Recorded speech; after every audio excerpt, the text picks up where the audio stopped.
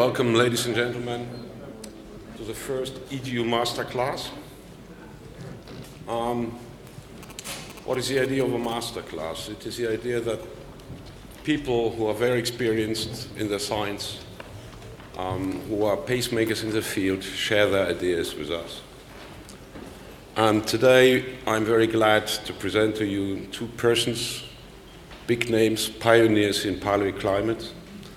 One is André Berger from Louvain-la-Neuve, and the other is Wolfgang Berger. He's from Scripps Institution of Oceanography. Both have the name Berger, and Berger in French means shepherd. So we have a sort of shepherd class today, and it's for all of us to learn. And we can be white sheep, that means we are brave and listen, say, yes, wonderful. But we also can be black sheep, that means we have critical questions to them, or questions, however. And we would like, before I give the first speaker, André, the word, let me say a bit what I think about it too. These are two lives dedicated to science, which together make about 100 years of science thinking. If we calculate this in hours, it's about 400,000 hours together, which they spend in thinking and working scientifically. This is a huge experience, and I'm very glad that both were ready to discuss items. What do we understand? What don't we understand? What maybe we can understand in the future about natural climate changes? How does this relate the past to the present, and what can we expect for the future? For practical things, we first give André will give his presentation, which is projected already. Then the public is asked to respond to this talk or to his presentation. André is approaching the field of paleoclimatology from the modeling point of view. So he's a meteorologist from origin. Wolfgang, and then came into paleoclimatology, is a very famous modeler, André. And Wolfgang is a geologist from origin. And it's, for me, very interesting to see they have the same goal, understanding how our planet climate works, how paleoclimate, how the climate worked in the past. And it's very interesting to see that two of these very distinguished persons, how they approach their questions from their different point of angle, and what are their conclusions and their thoughts. This is enough for now. And I would like to ask André to start with his presentation. Oh, sorry, I forgot. Yes, you can come. So he will give his presentation, questions, response. Then Wolfgang will give his presentation, questions, response. And at the end, if their time is left, the public is asked to, I always wanted to know from you this and this. Please use this opportunity and ask these two persons. So André, please. Thank you very much. I heard you were speaking about 400,000 hours of work. Yes, this is approximately half of what I have spent for working. Yes. So, and probably the same for Wolf, so we can multiply by a few more. That's a pleasure today to be here for this master class. When Gerald contacted me already a few weeks, months ago, I did not know what it meant. And I still do not know exactly what it meant, except what he has explained to you. And so when he started to tell me, okay, let us have your experience and what you think about the future research, I immediately reacted, because if you think too long, then you will get with 200, 300, 400 different subjects that you are going to recommend. Because this is the property and the quality of research is to open at least 10 new questions for half one that you have not answered. So I decided to answer quickly, and what I had in my mind, I assume it was the most important for me. Maybe it will not be for you. That will be the problem that we are going to face when we will start the discussion. So you have been told I am a modeler. It's not a secret for anybody. I am a mathematician by training and a meteorologist, but I spent all my life on the astronomical theory of paleoclimates, and I continue to do so, and I hope I will still continue to do so for years. When you get the virus of research, you cannot get rid of it. So, okay, let's have first a postulate. I like very much the sentence of Rutherford, as a mathematician modeler, never trust data if not confirmed by a model. But I reacted immediately because my life has been devoted to put the two communities together. I was the initiator of the very first international school on paleoclimate data and modeling. It's very clear. And so I had it, never trust any model if not confirmed by data. Then I have two other postulates which are related to that very famous curve. I'm not going to discuss that curve. You already have seen it hundreds of times, probably will see even more. But from there, we can say that the IPCC projection led us to climatic situations which have no analogues over the last 150 years, for which we have excellent observation, but no diversity. And the next one is a consequence. We must look into the past to broaden the spectrum of climatic situations which are available in great detail over the last century, but with a very poor diversity. I say twice the same because I would like to make it a very strong point. For me, this is the main reason, beside theoretical research, to enter the paleoclimate field. So I have listed here, I hope I will have time to go at least rapidly on this list. And the first recommendation that I will make is surely to try to understand the future, naturally speaking, of our climate, including at the geological time scale, and look for analog. That's what I started to do in the late 80s with my team, and in the early 21st century, early 2000s, we came to the conclusion, and nobody has dismissed it yet, nobody has yet confirmed, but it's probably because it takes a long time for making the experiment, but the forecast is very clear. The interglacials that we have started something like 6,000 years is going to last much longer than the previous interglacial, at least those that we knew in 1972 when a meeting in Rhode Island has predicted that we are going to enter into an ice age soon. Apparently, this is not the case at all. For entering an ice age, we would need to have a CO2 concentration well below 220 ppmv. We are at the present day at 392 ppmv. So we see that the probability to have the red curve is almost equal to 0. So we have to go and look in the past for analog.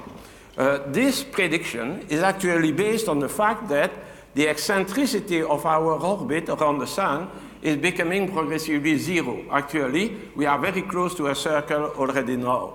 So the 400,000 year cycle that I discovered in the 1970s allowed me to go back in the past and found the best analog of that situation 400,000 years ago during what we call marine isotopic stage 11.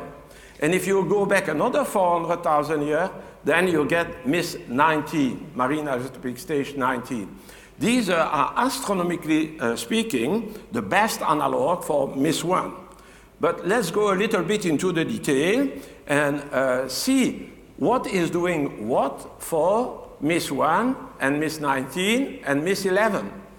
You have the combined effect of the greenhouse and the insolation, which are calculated here.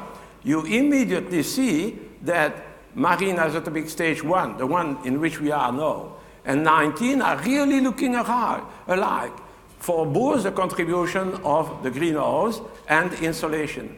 This is not the case for marine isotopic stage 11, where insolation is contributing to cool the interglacial as compared to the average of the last 9 interglacial. So you see immediately that jumping too rapidly to a conclusion is very dangerous, and you need to enter into the complexity of the climate system before making any prediction. Finding analog for CO2 is even worse, because we are now, in February at least, at 392 ppmv. Pre-industrial was 280. The forecast is in that range of uncertainty here. And for the end of the 21st century, any value there requests you to go back in the past, 1,000, 10,000, hundreds of thousands, and millions of years in the history of the Earth. But the danger is that for these very early situations, like the Paleocene and the Eocene, there was a wonderful contribution by Zakos and his colleague on this. The danger is that the topography, the land-sea configuration is totally different. So jumping from our time to this time and taking them as a pure analog is a very dangerous situation also. For understanding the climate system, then it is very welcome, because our model has to be sufficiently robust for being able to represent any kind of past climate situation. If you go now to the second point, what is the significance of the proxy record?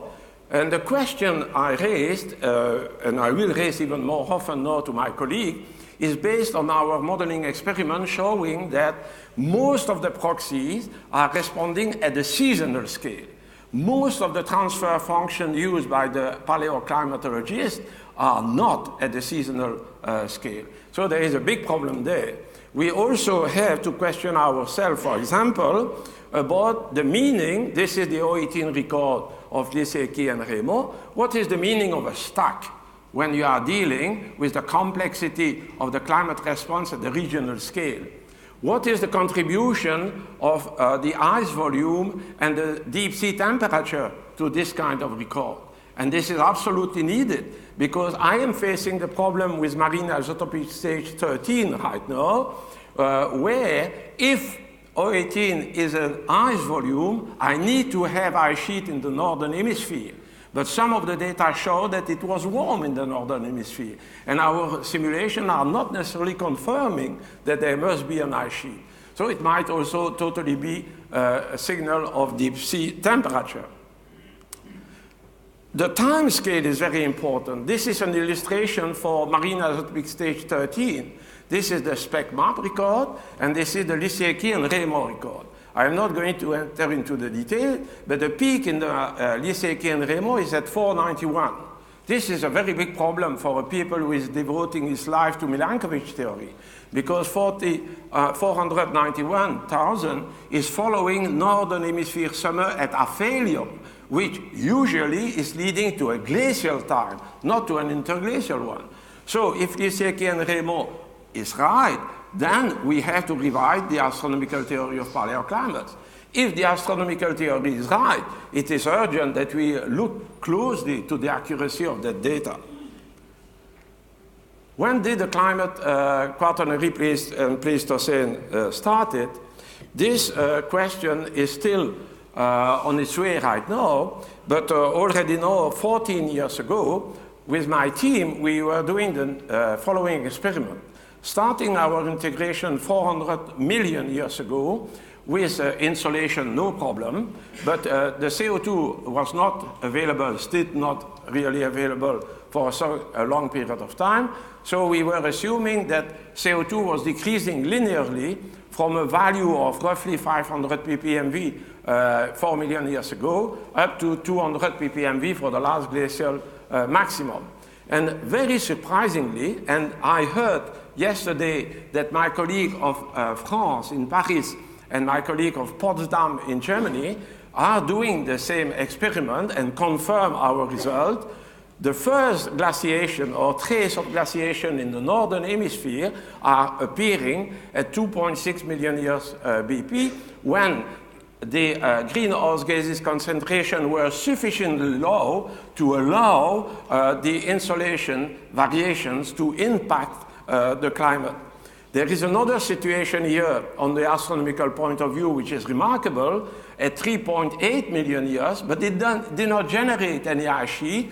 Why? Because according to our simulation, the CO2 concentration was too high at that period of time.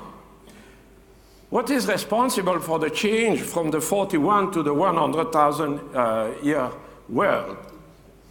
Everybody has seen, I hope, this kind of wonderful record showing clearly that there is a trend towards cooler climate, more ice over the Earth, but also the variability is changing. And then over the last, let's say, at least 600, 700,000 years, we have mainly a 100,000 year cycle, and before we had a 41,000. We still have no answer, definitive answer for this, but the same simulation I did with my colleague was clearly showing that indeed between 2 and 3 million year BP we did not have any 41 or 100,000 year cycle, but this 41,000 year cycle appears to be very well seen between 2 and 1 million year BP, and between 0 and 1 million year BP we saw also the 100,000 year cycle coming. The reason in our model was simply that the snow field and the ice sheet were becoming large enough to create non-linearities in the climate system, beating the precessional frequencies of the insolation and creating like this the 100,000 year cycle. What is the origin of the mid-Pleistocene transition? And mainly, what is the origin of the mid-Bronze even? These are very fundamental questions because it is really the signature that our climate system is mostly a non-linear non-linear system responding in a complex way to the forcing. I have to make two remarks here to open your eyes and making you thinking about it. First, let's look to the structure of the behavior of eccentricity. This is something around 100,000 years. This is the 400,000 year cycle. And what you see is that from roughly 1.5 million year BP, the 100,000 year cycle is very strong, but start to fade away roughly at 500,000 BP. Already it started a little bit earlier. And it's progressively replaced by the 400,000 year cycle, which explains why I was so excited by the 25,000 next year, where the eccentricity is going to be 0 because of the dominant of the 400,000 year cycle. At the same time that the 100,000 year cycle disappears in the eccentricity, it is appearing very strongly in the deep sea record, any climate, palaeoclimate record. So this is the best demonstration that actually the climate system cannot respond linearly to eccentricity. Another remark that I draw the attention of everybody, although the paleoclimate reconstructor have seen it many times, but they never quote this.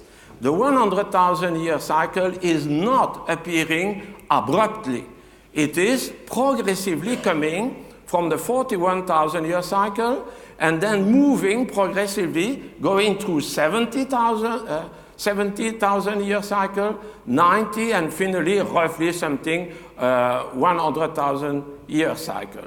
But see again that the maximum intensity of that kind of cycle is not at the place what we call MPT, but the maximum intensity starts with the MBE.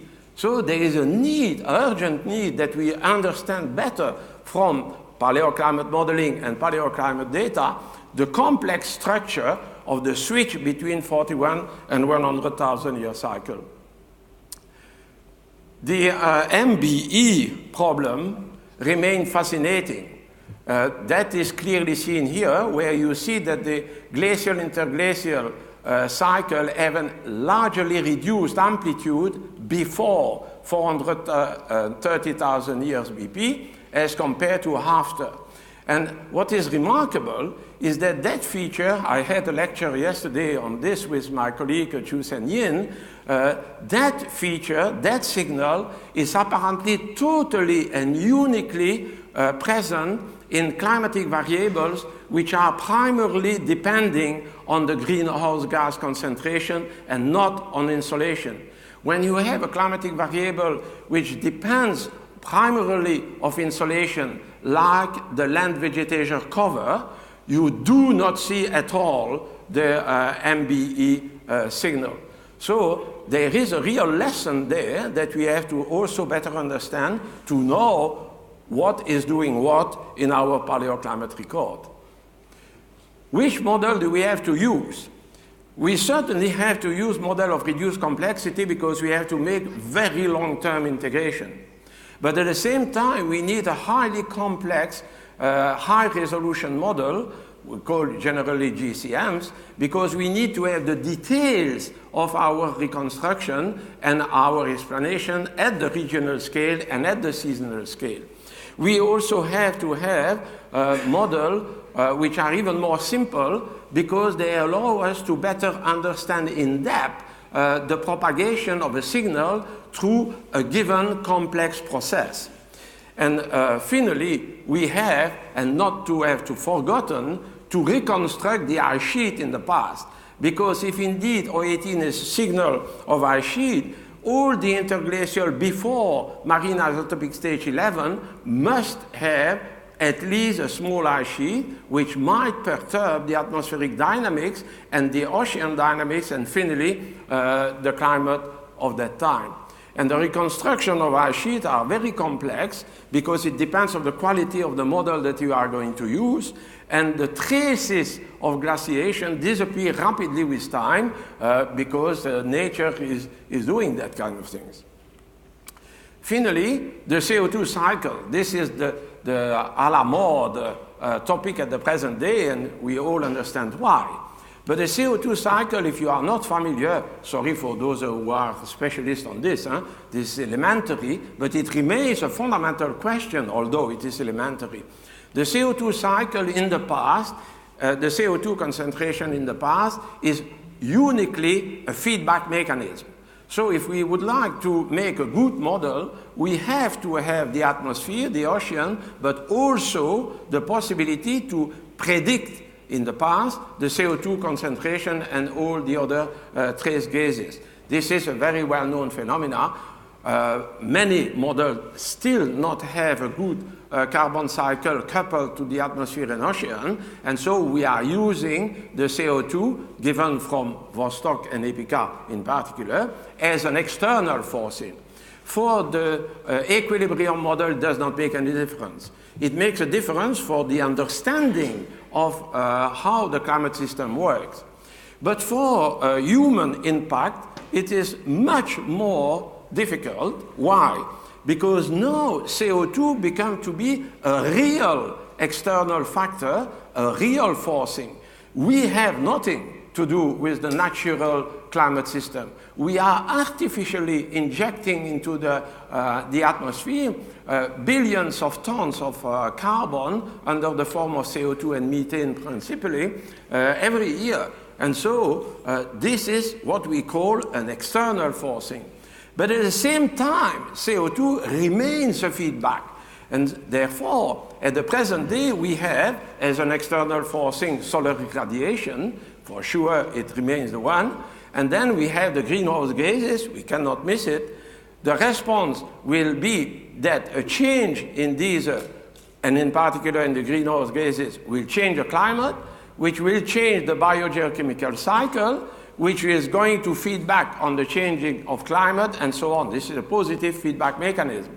So how are we going to decipher the influence of the greenhouse gases, which are an external forcing, and those are the same molecule who are playing the role of feedback? This is a very complex problem.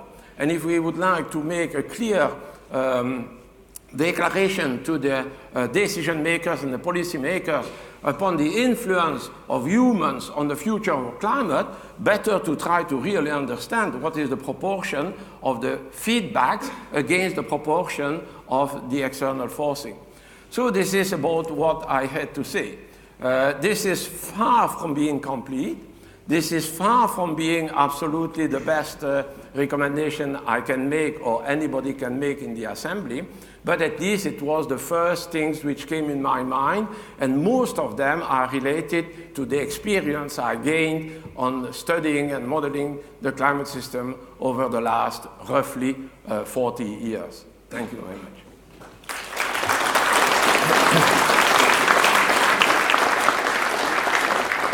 Thank you very much, André, for sharing your thoughts about these items and for giving stimulation to people to think about the items you raised. So I hope that we now get a sort of positive or negative, a sort of feedback from the people here and ask directly to what André presented.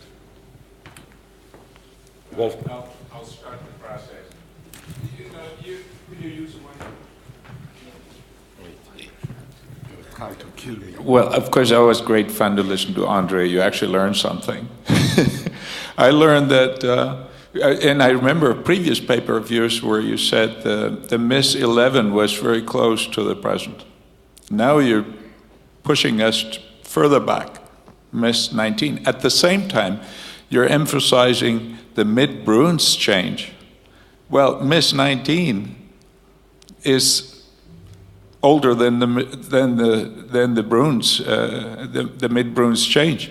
So how do you reconcile that? In other words, you're pushing us into an era that is basically not so analog anymore to the present. Okay, there is an answer which is quite easy from the theoretical point of view, and this is the following. In the comparison that I have shown you on the slides, actually, this one, actually what I name marine isotopic stage 1, 11, and 19 are the peak of the 018 curves. The peak. So it's one date. It is not a full period. When we did the transient simulation for looking what will be the future of our interglacial, that was a transient experiment showing that our interglacial was going to last long. So from there, we were looking in the past, and the first E maximum eccentricity minimum that we could find was MIS 11. So we started to make experiment on marine isotopic stage 11 and discovered that for the same reason we might project a very long interglacial, Holocene interglacial, marine isotopic stage 11 must have been long.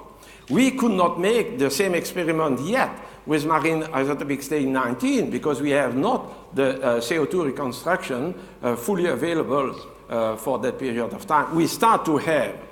So the transient experiment is going on right now. And we would like to see whether it will have the same shape as the prediction for marine isotopic stage 11. We start to doubt a little bit because that is a totally new discovery that for marine isotopic stage 11, although the eccentricity is as low as now, the behavior is totally different because the obliquity is different. And marine isotopic stage 11 is only a warm interglacial because CO2 is high.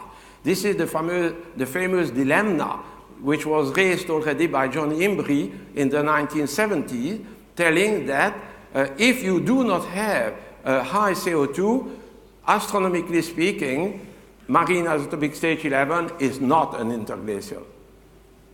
So you're fully right to raise a question, because there is no contradiction on a pure theoretical point of view. 11 remains interesting because of its length, confirmed by the EPICA record, as compared to the length of our future Holocene.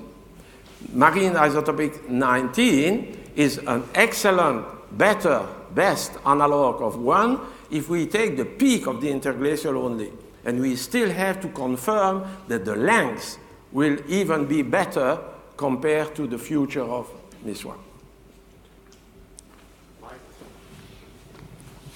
Thank you, André, for giving this fantastic overview of various phases of change over the last 3 million years. I'd like to allude to your thoughts on the onset of quaternary climates near 3 million years. Here you, not possible to understand? You mentioned the hypothesis on the CO2 content of the atmosphere, and indeed, until recent times, we didn't have any proper record of the CO2 over this time. But since Secchi and Gavin Foster a year ago, since that recent publication, we have got a fairly highly resolved record of the CO2 from the tropical region of the Caribbean Sea, based on 2 independent proxies.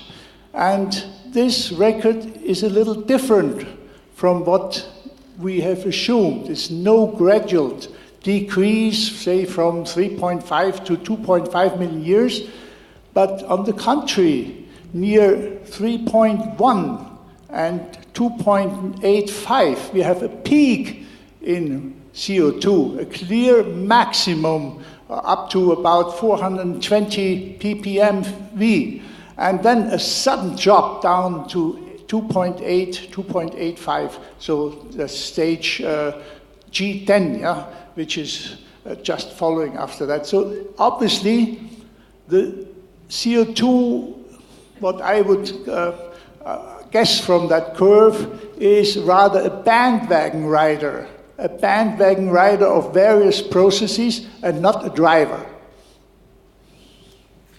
I hope I get the most important. I'm sorry, but when you get old, some of you probably knows, you lose you here. And so I have sometimes difficulties to understand in depth everything what is said.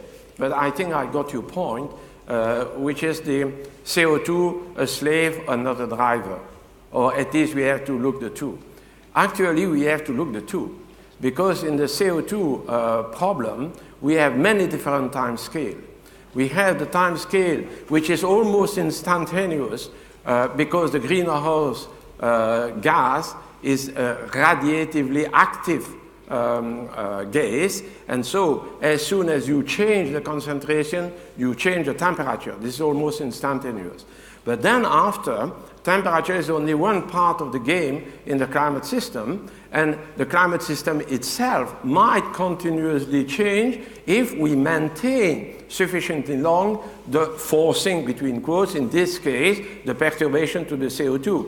So it does not surprise me at all, although I have no carbon cycle coupled to our model yet, but simply thinking about it does not surprise me that when you look very good records that you can compare, interrogation point, coming from the deep sea for ice volume and temperature with the ice core, for example, if you can compare them, I am not surprised that sometimes, most of the time probably, the CO2 is following the signal or preceding it, depending on how the reaction of the climate system is, which is a function of the intensity of the initial perturbation.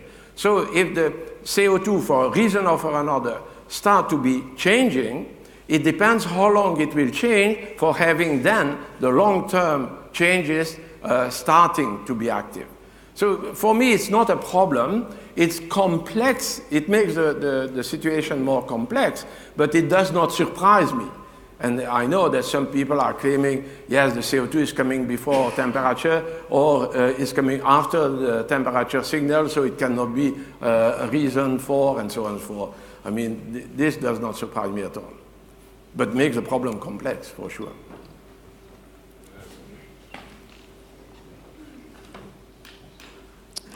I have a question about solar variability, as you can imagine. And No, when I someone cannot imagine, raises, but I can think about it. Yeah, when someone raises the point about solar variability, the answer always comes back, oh, for us it's just a constant. So my question is, by how much should the sun change in time, in percent, for it to become significant for your modeling? That's not an easy question, but if we look now, the record coming from the satellites essentially, at the 11-22 year time scale, even a longer time scale if you accept that there is one, the change is about 1 watt per meter square, I think, roughly. Okay? It makes no difference for me if it will be 1.5 or 0.5. I say 1 watt per meter square. 1 watt per meter square at a time scale of 50 years has no impact on the climate system, sufficiently to generate the glacial interglacial cycle. It is not the case, for example, if you look the last 1,000 years, because over the last 1,000 years, more and more models are coming to the conclusion that the variations in the solar activity, as we can reconstruct from, for example, the beryllium-10, an indirect measurements of solar activity, the change might be sufficient to explain the Middle Age warming followed by a little ice age. But to sustain a perturbation of a few watts per meter square sufficiently long, we do not see it in the solar physics of it, except if you go back to the origin of the planet, Earth planet, where the solar output was 0.75, the value that we have now. This is another problem at a much longer time scale. And there we have models of the sun interiors, which are relatively good for explaining how the output of the sun is varying at a very long time scale. But at our time scale, I never saw any experiment which would change fundamentally the results if, for example, we allow the so-called solar constant to be not 1368 watt per meter square like I have, but 1368 plus or minus, let's say, 2 watt per meter square. Because I will have to impose the 2 watt per meter square varying at, let's say, the 50-year time scale. I make it rough, huh? But 50-year time scale is something that the ice sheet model does not see. So I do not think that making the assumption that the solar constant is a real constant makes any difference. By the way, it varies a little bit. I don't know if you are aware of that. If you use the solar constant in my formula, you will see that it varies with time because it is a function of the mean distance from the Earth to the Sun, which is varying according to 1 over square root of 1 minus z squared. So it is varying.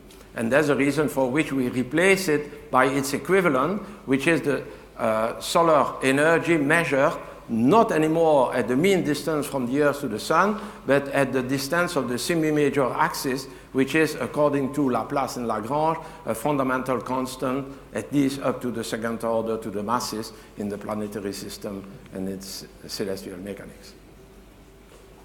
Thank you so far for first part of the discussion. And I now would like Wolf Berger to give his presentation and his views. Could you switch the other?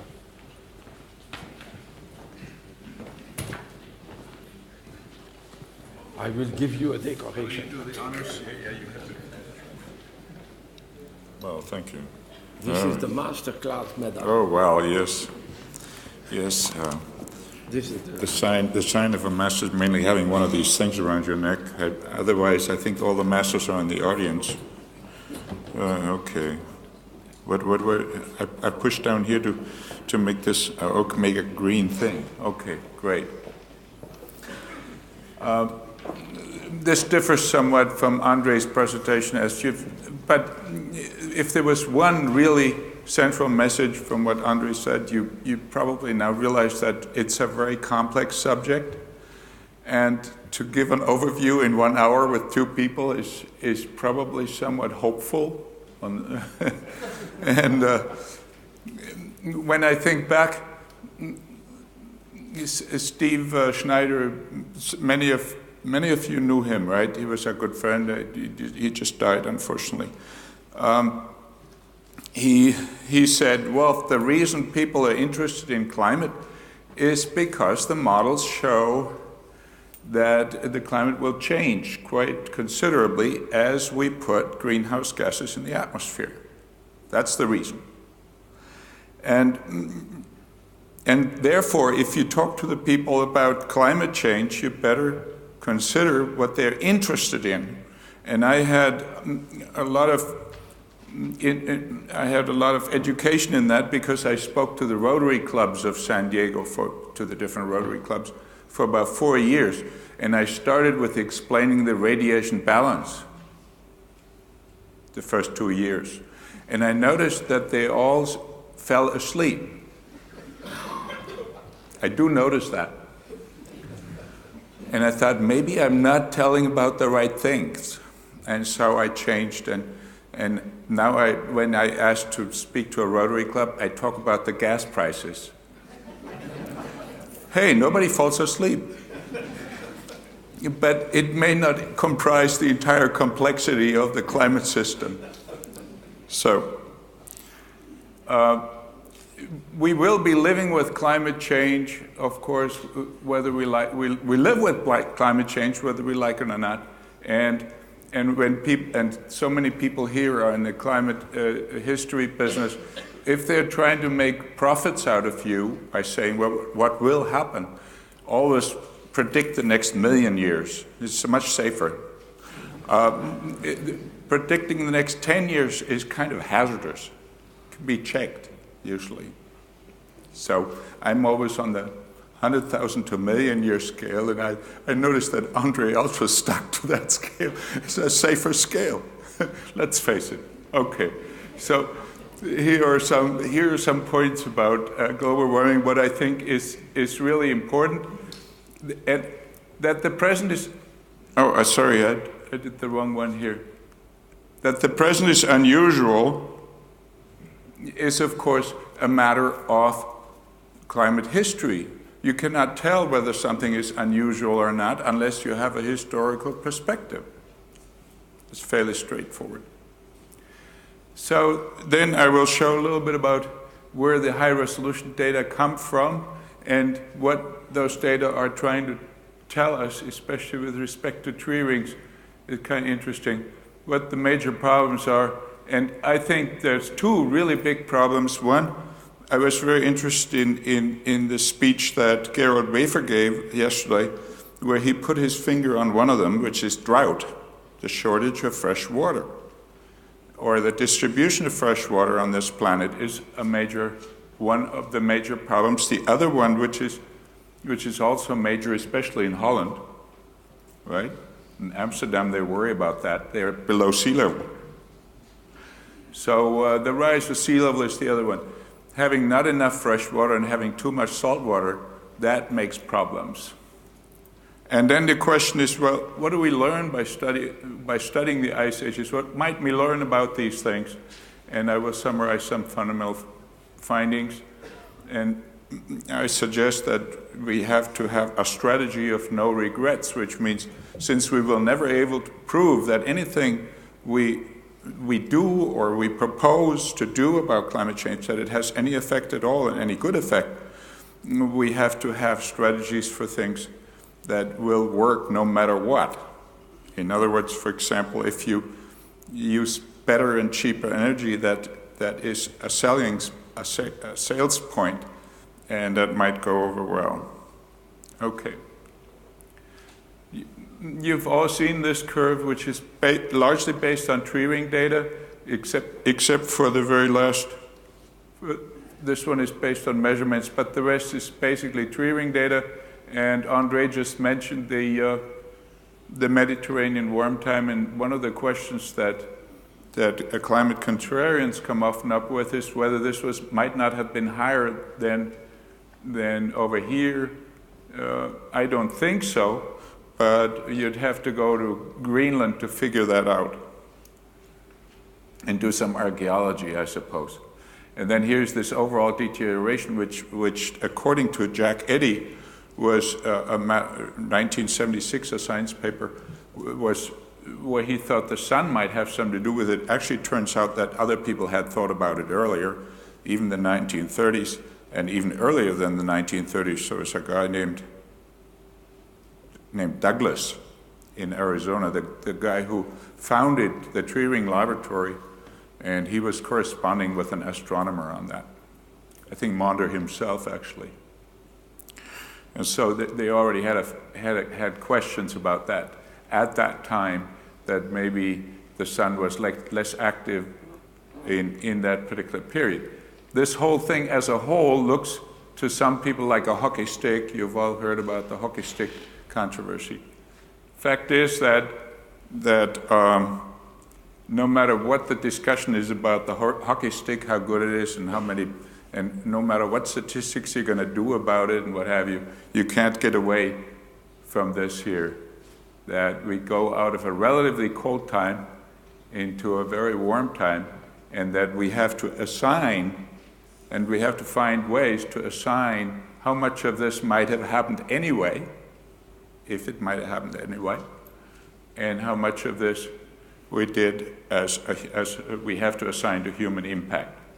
At the moment, as I think the question is still somewhat open. Would you agree with that? No. Okay, no. We can discuss that. Okay. All right. Here we have trees in California. I live in Southern California, so I love to go up there and see the several thousand-year-old trees that give us information thousands of years back. Bristlecone pine. They call it bristlecone because they're pines, like most pine cones that I know of, have bristles on them. But somebody noticed them probably picking up these pines and getting stung by the bristles. Okay, well, actually the Douglas I mentioned before, and his student Schulman, they worked in there, and they found that these things were thousands of years old, and that you could get information on climate by looking at the thickness of tree rings and the sequence of thickness of tree rings. And then, of course, you have to ask, well, why does the thickness change? It changes mainly here because of precipitation differences. And the treeing people, of course, use that information to reconstruct precipitation stories. What the trees tell us is whether they were happy or not. And then you have to make the decision, why were they happy or not? And in this case, if they're limited by water, they are happy when it rains. They're not limited by the sun. This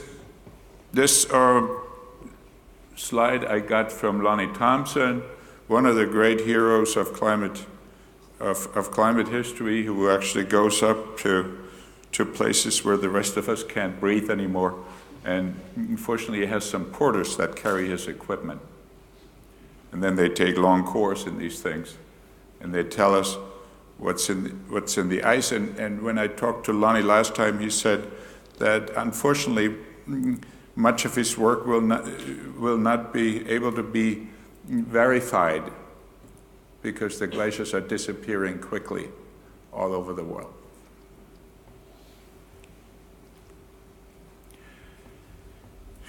The models, and here we'll defer to modelers here, but it's my understanding that the models tell us on the whole that the precipitation will change on the planet, and that mainly where it's dry already, it's going to get more dry, and where there's already rain, there'll be more rain.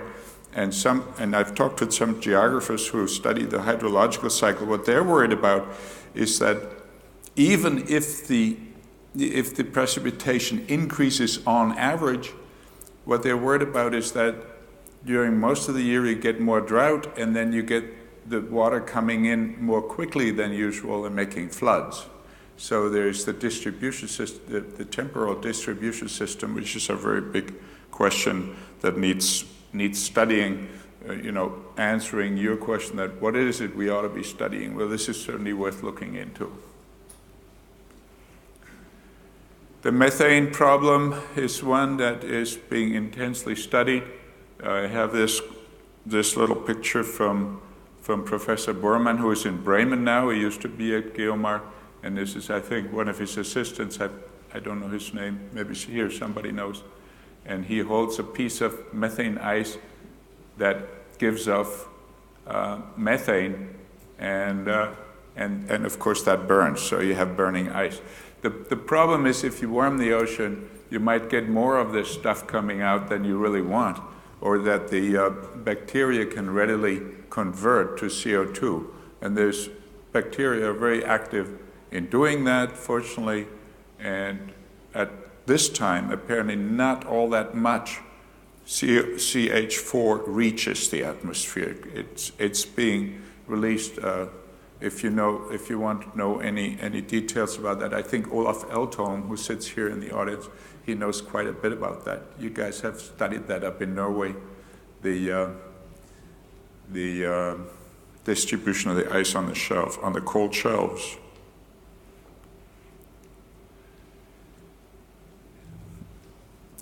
In Southern California, we have a lot of cliffs. We have houses up on mountains, and those houses are safe. But the economy is not safe necessarily. We have lots of industrial areas at sea level. So if we have a strong rising of sea level, or we have increase in storm activity and so on, that will affect how safe these buildings are. And one of the big questions that has been raised already in the 1950s, 1960s, is, well, how fast is sea level likely to rise in this century? By the end of the century, what should we expect? And even the IPCC assessments vary quite widely. In the third assessment, they were proposing something like, I think, a typical value of 60 centimeters. And lately they have, with their typical values, is distinctly lower than that. But of course the hedging is that to give it a large enough range so you get the 60 centimeters back in, and they are back in. So the answer to that question would be, well, some place between what it's been doing, which is roughly 2 centimeters per decade, which then only gives you on the order of 20 centimeters at the end of the century. Or maybe it will accelerate somewhat if you count the addition from polar areas, which apparently, so far, apparently are not terribly important in forming the averages. I'm not sure about how this works, so we can discuss it if anybody here, maybe there's people here in the audience that know more about it. It's a big question. I have done some work on it, but I have looked at how fast ice has deteriorated in the past, and as you know, it took roughly 10,000 years to make 100 meters worth of sea level change. Well, that's roughly 1 meter per century. So if you have stepwise deglaciation, then it's higher than 1 meter per century once the ice goes. But that was from the glacial maximum to the post-glacial. And of course, we are not in the middle between a glacial and a post-glacial. We are at the post-glacial, so it's a different question. And I will say something about that in a minute. Okay, so far the ice sheets apparently have been reasonably stable, although in Greenland they are receding visibly. And also in Antarctica there's ice shelves breaking loose, which then removes some of the buffer action for the ice streams in the back. In other words, if they don't encounter ice shelves, they might come down faster. So it's not clear whether and how long the Greenland ice will survive warming. And of course, the same question arises for the Western Antarctic, where much of the ice actually has its feet in the water. So once you raise sea level for any reason, this becomes less stable.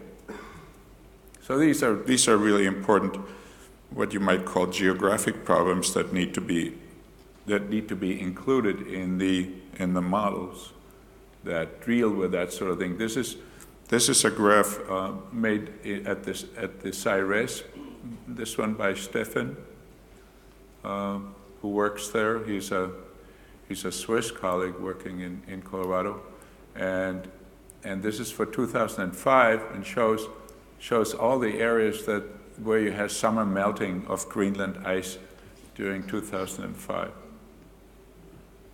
Conrad is his name, Conrad Stefan. Some of you probably know him. I'm sure Bill Hay knows him. Yes. Okay. Okay, and André referred to the deep sea record and compared it with the ice record and so on, and that's what I'm doing here. And I like very much his mid-Bruins climate shift, where things seem to work in rather different ways than they worked before. You see much larger amplitudes here, although the big ice ages were already there in the early time. But it's important to realize this if you look for analogs, or if you look for places that when the Earth sort of worked like it does today on these timescales, you probably are restricted to the last 450,000 years. And here is an anti-analog summary saying that what we're really looking at is a glaciated, the fluctuations between a glaciated Earth that has roughly equal size ice caps on both poles versus one in the interglacial where the southern one tends to stay large and the northern one disappears except for Greenland. And then from what we learn in here by comparing these, we then are supposed to make predictions about the future, and that is more like things looked in the late Miocene. Well, in the late Miocene, as André pointed out, we had basically a different Earth. I mean, there were gateways that don't exist today, for example. So this is a real problem in using a paleoclimate reconstruction and applying it to our problem. So what can we learn from the deglaciation time as far as how fast ice disappears? It was Emiliani first to put his finger on this very rapid deglaciation, because before that it was not clear that the last glacial maximum had been so close by in time. But with the studies of Emiliani, it became quite clear. And I should also mention two other people, Rubin and Hans Suess. I forget the first name of Rubin. Anybody know the first name of Rubin? Bill? No? Okay. They were the first ones to date use radiocarbon for dating archaeology and recent climate history, that sort of thing. So what happens during deglaciation? Well, you get very rapid decay of ice. Presumably, in the Alleröd, you still have all this ice around that has its feet below sea level, and you invade it and it can go very fast. And that is why I think you have a very rapid step of ice decay, and that gets us up to minus 50 or minus 60 meters by this time. And then, as you know, there's a pause in the Younger Dryas, and there has been a lot of discussion what that means, why there's the pause in the Younger Dryas. And what I think is, first you have to solve the problem why this was so warm and why it was so efficient in destroying ice. And then you have to ask why it stopped, and then you have to ask why it started up very rapidly again. And in any case, since the overall average is close to 1 meter per century in both steps, the rate of decay, the rate of sea level rise was probably closer to 2 meters per century than it was to 1 meter per century. Detail. And you can play, and the models can and do play around with things like katabatic winds and the changing albedo and changing amount of sea ice, all of which are very important. And I think the clue to what happened, or much of the clue to what happened, is in this instability. The ice sheet becomes unstable, and a small rise in sea level lets the seawater get underneath and take out lots of ice. We now have the Antarctic measurements of the CO2, and they should be plotted against the change that happens. These are the last 4 or 5 terminations, all plotted on top of each other, as though they were typical for the last one. In other words, they're all plotted on the last one just to see whether they would track each other, and they do track each other quite well during deglaciation, but they don't track at all back here, which is what André pointed out, that our interglacial seems to be the slow changing one, and earlier ones were fast changing ones, which again is an analog problem in a way. You cannot just assume that our interglacial is like the other ones. Okay, now you can also use all these data from the terminations. Here are all these rapid changes. And you can plot them on this state of sea level versus change of sea level. So it's a state versus rate of change plot. And you see that over here in the fast rise field, you get up to something like over 2.5 meters per century, even on this 1,000-year resolution scale, which is very interesting. It says that if there's a factor of 2 in here for 100-year pulses, you can multiply this axis by 2 for the maximum values. But what we're really interested in is, of course, what happens once you are above here, once you're up here? What happens then? Do you get the same kind of graph, or do you get a different kind of graph? Well, back up one here now. I think, again, this is just the overall average. And what I was trying to show here is that the distribution of the delta O18 values, which are correlated with sea level, is not a normal distribution. It is something between a normal distribution and just a square distribution, a rectangular distribution. And things tend to pile up at the boundaries here, which means negative feedback sets in. So in our time, we're benefiting from some negative feedback. I don't know what it might be, but we should look for that. Now, to answer the question of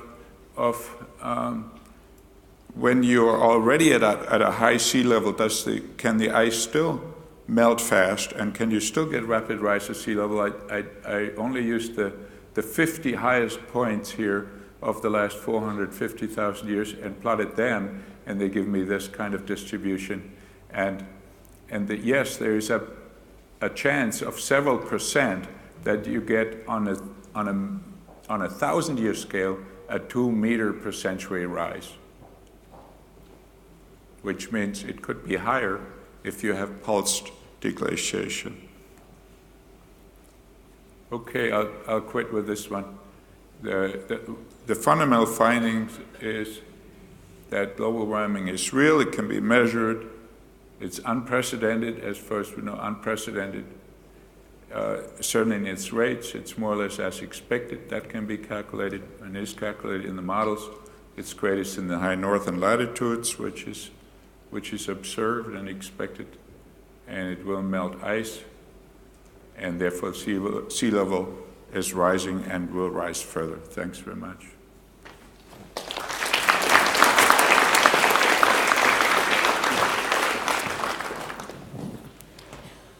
Thanks very much, Wolf, for sharing your view with us. And as with André, you are asked to comment or ask or whatsoever. So please.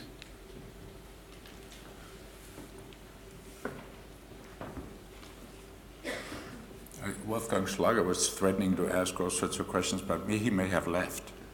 Just woke up.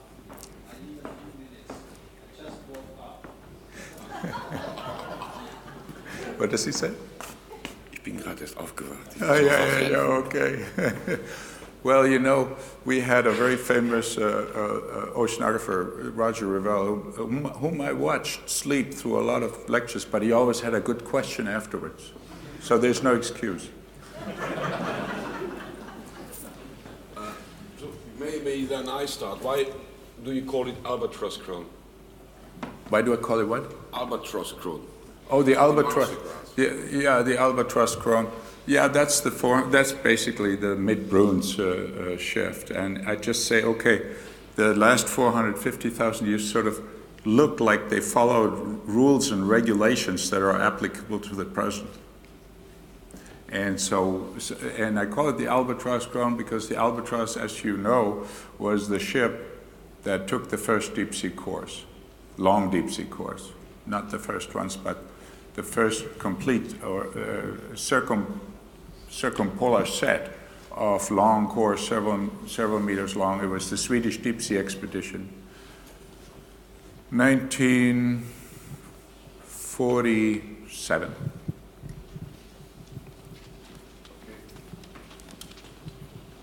Please use your chance. André, yes?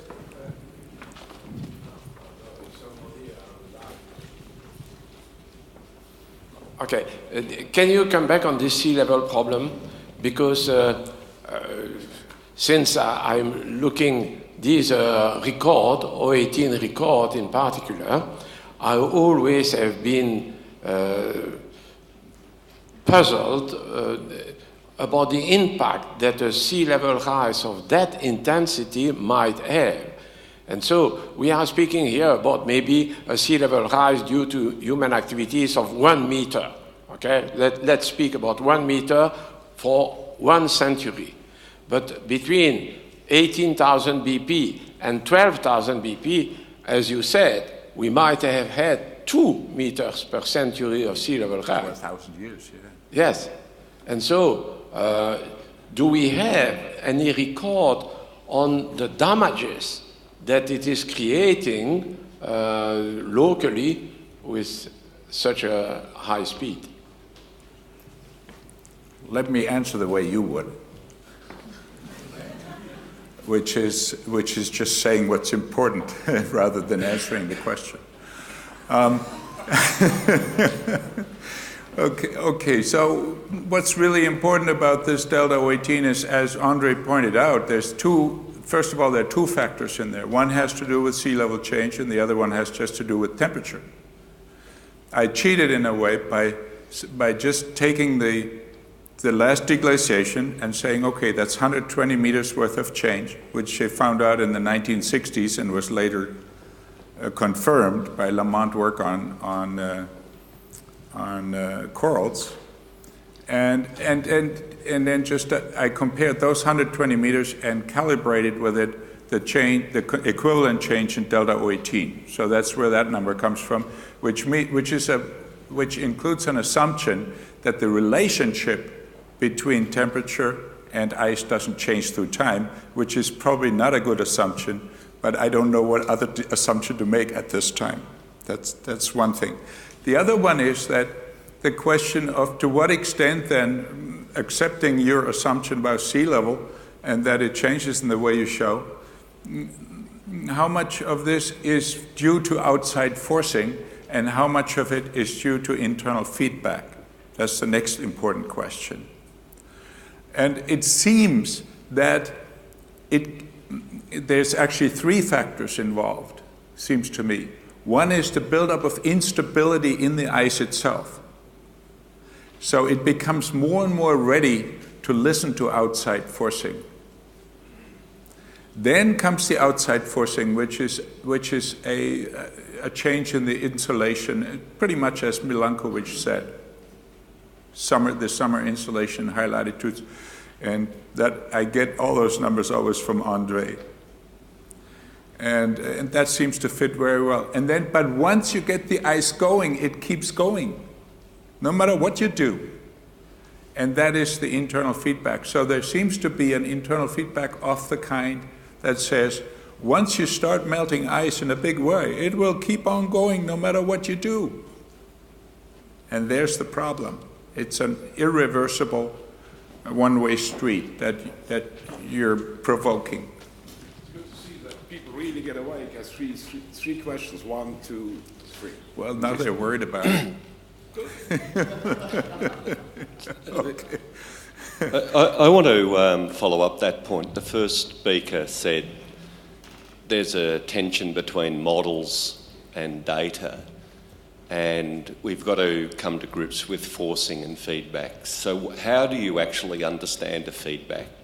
Do you use data or do you use models? I should show the last slide. I'm a guy who does modeling, but it's all conceptual.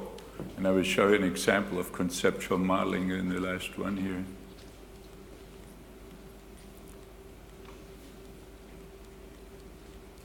Oh, this one. This one I put in because of this Berger bed. You can all see that since Berger means shepherd, I thought this would be appropriate. Hang on. This is the conceptual modeling. There's no planning unless you have some sort of model of what's going to happen, right? And this person obviously anticipated some mud coming out of a core, and the anticipation was correct. His modeling was totally conceptual, but even conceptual modeling is better as no modeling than no modeling at all. So mine is mainly conceptual.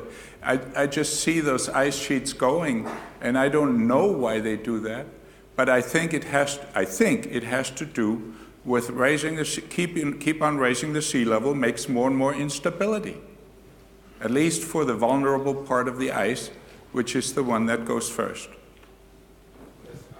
Maybe I can answer from the modeling part. Following. I mean, if you would like to understand the feedback, first of all, you have to clearly identify which one you are going to follow. There are so many processes in a full coupled ocean atmosphere model that is one of the most difficult problems. Then, when you have identified, you have to follow the signal. And that comes the real difficulty, because the complexity is such that one person have a lot of difficulties to follow the signal through the whole model up to the results. So you need a team, and the team requests a chef d'orchestre, a leading person, which is not that easy to discuss in detail what's happening. But we start to have it. And so we start to have now a flow of processes which clearly responds to the forcing and show us how we arrive at the end. One example, to come back to the ice sheet, for example, is that your ice sheet is starting usually close to a source of water vapor for having precipitation available. And so let's take the Finno-Scandian ice sheet, and it starts to develop roughly over northwestern Europe. Then it starts to grow up. And when it grows up, the altitude is such that the air is becoming drier and drier, and atmospheric dynamics tell us also that we have an anticyclonic system appearing, which means that it stabilizes the air layer, and you have less and less convective activity, which means that when it grows up, it builds an internal feedback which is going sooner or later stop it growing. Now, if you take as an example the one on Northern America, it grows up to the time that it reaches the continental platform, which is available at that time because the sea level has already dropped by 100 meters. So when it reached the continental platform, it finally reached the deep sea. So it cannot grow up anymore. And what's happening is that if it would like to grow up continuously because they still have a source of humidity available, the instability arises, and you have a lot of icebergs which are discharged into the ocean. And if the external forcing, like Wolfgang said, is coming at the right time, then you have even explosion, between quotes, of the ice sheet, which explain the speed with which the ice sheet are disappearing, although they take 100,000 years to be built up. So we start to have very good idea about that, and we see it appearing in the model, which are two different things. Thank you.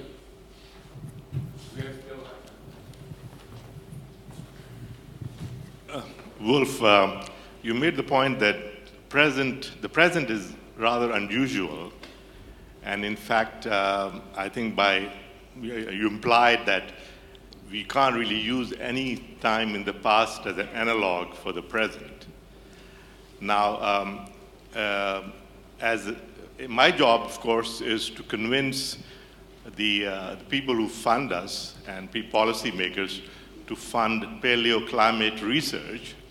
And one of the things we always tell them is the past, we can use some of the analogs of the past to model the future. And do you have any thoughts on that? Well, there's some irony here. Since André pushed the data, I'm pushing the physics. I'm saying that, yes, we should do that. We should study the past and the changes in the past in detail, but mainly to understand the physics behind it. Not so we can map one thing on the other. So we can map the past on the future. That will not be possible. But we can certainly avoid making big mistakes by understanding the system better. And that I know that doesn't sell very well, but as you know, there's a lot of climate babble out there, and it is mainly out there because many people do not understand the physics and the carbon cycle and the things that you need to understand. I 100% agree with what Wolfgang said, and I can illustrate that with what the modelers and the paleo data are presenting to the policymakers more and more right now as a possible analog. This is marine isotopic stage 5E, the EMIAN in Europe. And why is it a good analog and not a good analog? It's a good analog because it's a warm time. So we might expect that looking that kind of period and the distribution of species, vegetation and so on we have with such a climate, given the temperature and precipitation, will help us to understand what will be the impact of high temperature and a given precipitation distribution on the climate, on the future of humans. It is not a good analog because the forcing, astronomically speaking, is totally different. You will tell me, yeah, but that's the astronomical time scale. No, because the astronomical forcing is a problem of season and latitude. And so even instantaneously, the picture of the latitudinal distribution and the seasonal distribution of insolation is not the same during marine isotopic stage 5 and marine isotopic stage 1 and the future. So for the moment, we are wherever we are going, but we are in a situation where the northern hemisphere summer occurs when the Earth is far away from the sun. Marine isotopic stage 5 was exactly the reverse. That huge warming and precipitation probably, and melting of ice probably with a sea level rise of a few meters, is entirely related to a latitudinal and seasonal distribution, which is not the one that we have right now. Totally different. Frank, please. I actually had another question in mind, but now I'm going to continue on that. In 2007, you have published a paper, if I remember well, in Climate of the Past, on the seasonality in the tropical latitude, which is showing really a very strong 100 and 400,000 year cycle. Actually, the question, you didn't show anything of this, but given Wolf's, let's say, stressing the importance of the, let's say, the sea level changes, could you kind of explain to us how you think the coupling would be between these tropical seasonality and the high latitudes and as such the changes in sea level? Or am I asking something too difficult right now? Yes, I think so. Michel wanted to say something. Because when I looked at the problem, I could not find the answer. You can feel, you can see in the modeling exercise that you do the link that there is between the external forcing, the reaction in the tropics, and the reaction in the high latitude. But these are occurring in a so complex way that there is no time reference that you can see, okay, the signal is doing this. It starts to activate the monsoon into the tropical region. And the monsoon is that going to trigger the mid-latitude precipitation during summer. We do not see that. There is a link, but I cannot answer. I'm still looking. I'm puzzled right now, and this is at the origin of the 2007 paper, I am puzzled by the behavior of the monsoon, and in particular, the East Asia summer monsoon. But even there, I was not at all a specialist, so I had to learn. And I discovered, a bit afraid, that actually there are at least 4 different kinds of monsoon in East Asia. And their behavior are totally different because some of them are a follow-up of southwestern wind coming from the Pacific Ocean. Others are coming from the trade winds, which have already lost a bit of their humidity over India. And so you have this combination, which is absolutely difficult. I'm sorry, I cannot give a simple answer, and I do not have a real answer to offer right now. But it's nice to see these questions which guarantee that you have something to do the next 10 years, André, in terms of... Michael's next, please. I like to refer to Wolfgang's sea level perspectives. And since I'm a data-obsessed person, as you know, I consider your estimate of 2 meters per 100 years as a very conservative estimate as compared to the data, to the records precisely dated. And in recent years, or the last 12 years at least, 2 records show mangrove dated records. They show about 250 centimeters, 2.5 meters per 100 years, near 19,000, and now the worst, about 500 years, 500 centimeters per 100 years, near 14,600 years, and those are dramatic numbers. So the question is, how do these things go, as you have mentioned, and what are the complications? And here, a question to you. What do you think about the recent news that seawater, which is going below the ice shelves, is producing ice below the ice body up to 50 meters thick and an upwarping of the ice shelf?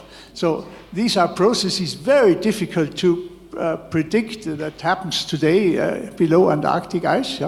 So maybe that even this seawater which is penetrating below the ice sheet may add to a sea level lowering because the ice sheet is rising. So there's some complications. Well, I think there are 2 important points here. One is that how do you get from a 1,000-year scale down in a 100-year scale, And what you're saying is, well, you have to make more precise measurements and more of them, and do it cleverly, and maybe use AMS on mangrove remains and stuff like that. I should look at those things more closely. So maybe there's already data out there that will sustain some of the higher estimates that are in literature now, several meters per century. I've seen being bandied about, and it's true. I try to be very conservative, and I say, okay, it's true. We only have averages for 1,000 years and lasting 1,000 years, and you could certainly assume a factor of 2 if this is pulsed, but I don't know whether you can assume a factor of 3 or assume a factor of 4. According to these newer data, that may be possible. It would be interesting. The other question is just exactly what happens at the ice shelf and at the rim of the ice shelf and so on. I'm very glad to see that there's more detailed work being done on that. What we suggested there in 1995, it was with Øystein Jansen at the time. We were simply looking at what was happening in the fjords and how you melt the ice early in spring, when it starts going out of the fjords. And we said, well, gee, you bring in the water from below and it just takes it out. But there are surely other things happening as well. So I'm glad to see that those things are now becoming available. There was a question in the back still there. Yes, please.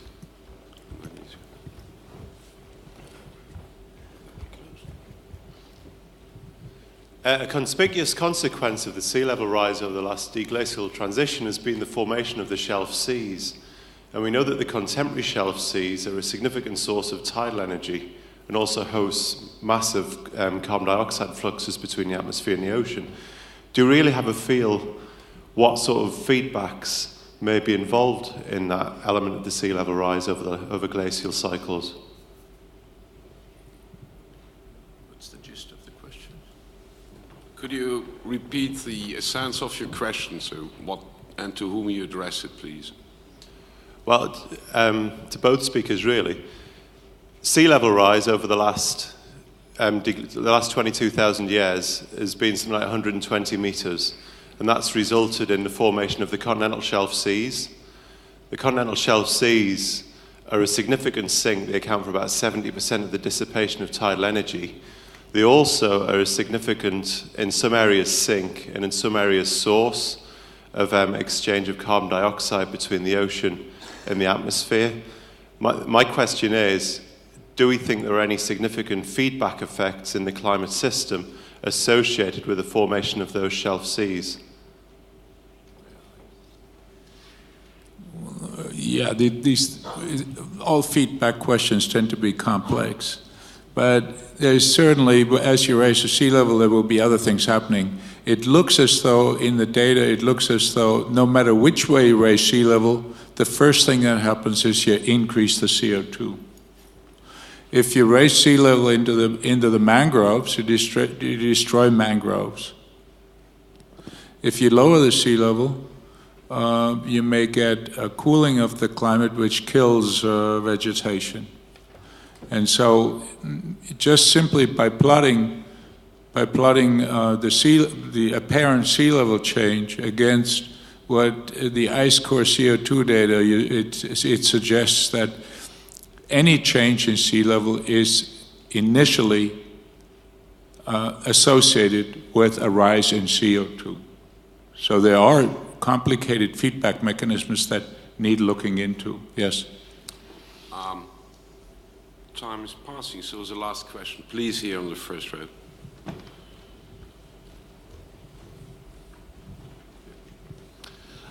Outside of the Milankovitch cycle, can you point to any other effects that the planets may have on the climate of the Earth? Are there other correlations, like, for example, the center of gravity of the entire solar system? Shades of Fairbridge. Remember, he had gravity tugging, Jupiter's and Saturn's gravity tugging on the sun and changing its brightness and what have you. These things have been, you should ask the astronomer.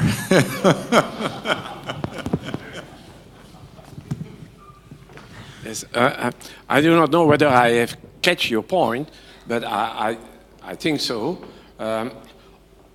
When you make the celestial mechanics problem, it means you try to describe the way that the Earth, but also the other planets, is revolving around the sun, and also how the axis of rotation is moving against the star.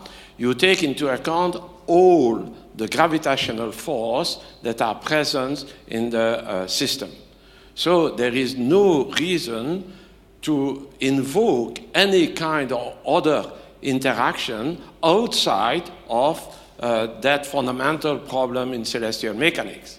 In other words, when you start to combine the proper motion of Jupiter, you multiply by 2, and you subtract 5 times the one of the Earth, then you get some kind of a beat, and people can claim that these are long-term variations, might influence the climate, and so on and so forth. Okay, I am not going to provoke any person, but I call this a club the cyclomaniac. And there is a journal which is named Journal of Cycles, in which you have plenty of publication, many more than in paleoclimates, continuously invoking any kind of cycle in the Earth. And one of our friends, and very good friend, so I do not want to offend him at all, was Roth Fairbridge. And Roth Fairbridge was a cyclomaniac. I mean, he could not spend one day without combining 250 times the synodic months, minus 3 times Venus, plus 5 times Jupiter, equal whatever you like. I mean, he has sent me letters and letters and letters, and I have sufficiently be patient at the beginning, not anymore at the end, for trying to answer him. But at the end, I had to say, okay, no, let me rest a little bit because it's too much. So that was for joking. Huh? But scientifically speaking, all the attractions are considered. So all the combination possible between all the planets, including for the Earth, the Moon, are taken into account in the gravitational equation which govern the motion of the Earth around the Sun and its axis of rotation. You don't have to worry about that. Now, some people are going a bit further. Who has raised a question? You have raised a question on solar activity. Huh? Okay. That was the famous Jupiter effect. But Jupiter effect is a nonsense because you were speaking about tides. No, somebody was speaking about tides a few minutes ago there. You have to know that the tides are a differential effect. They are not an absolute effect. And so only on a pure theoretical point of view it has no meaning. On the other hand, you have to know that the description of the planetary system is made from the barycenter.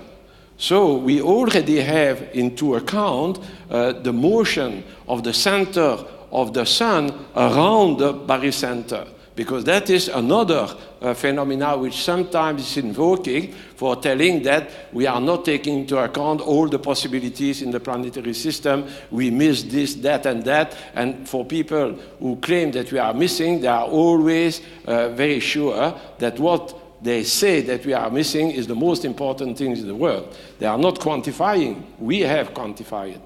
So I do not see what we can miss, except an asteroid bombing us. Okay, that has existed. Huh? I mean, something like at the tertiary transition, the traces are in the Bay of, allez, tell me. Yes. In God, I forget now the name of the bay in the Atlantic Ocean. Yes, the Mexico Bay. Okay, so It might happen again. Who knows? There are people who are surveying. We have astronomers, mainly those who are not necessarily professional, who spend their whole life looking around, calculating the trajectory of all these small bodies for telling there is one who is going to approach us 100,000 kilometers. Okay, there is a probability that he falls on the Earth. That is all recorded. It's a quite serious problem. But beside that, I don't see. We are over time, so the last comment is for Wolf, and then I close the session. I take it that André does not believe in what that monk, I think Kirchner was his name, did, who looked at these things in some detail, and he found a cycle for Jupiter, and for each day of the week he had a different planet. Remember that one? Yeah. The reason that it worked so well is because he used the sun and the moon for Sunday and Monday, and then there were just 5 left over, and all they knew is about 5 planets, and so he assigned each planet to the weather of each day, and that made the 100-year calendar. People believed in that for a long time. Okay, with this remark from Wolf, I first would like to thank all of you for attending, for participating, for being active, and I wish you all that you experience this as having had a good time, and that you were stimulated by our 2 shepherds, whom I would like to give a great applause. Thank you, André.